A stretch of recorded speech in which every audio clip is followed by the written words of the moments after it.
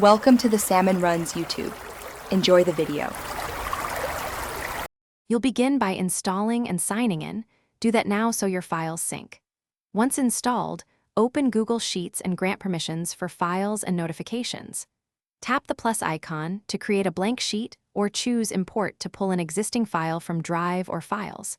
Make sure you're on Wi-Fi for large imports to avoid mobile data charges.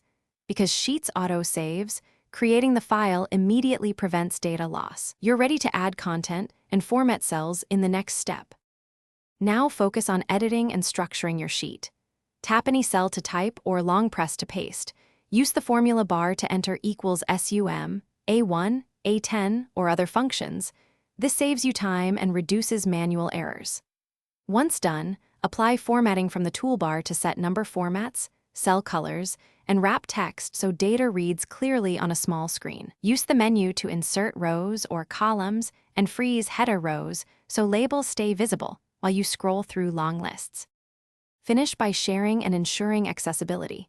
Tap Share to add collaborators and choose Viewer, Commenter, or Editor to control edits. Make sure to enable offline mode in settings so you can edit without a connection. Changes will sync automatically when reconnected. If something goes wrong, first check your internet and drive status. Once done, try signing out and back in or updating the app to fix version conflicts.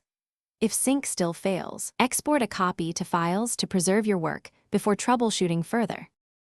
Thanks for watching. Consider subscribing if we helped you.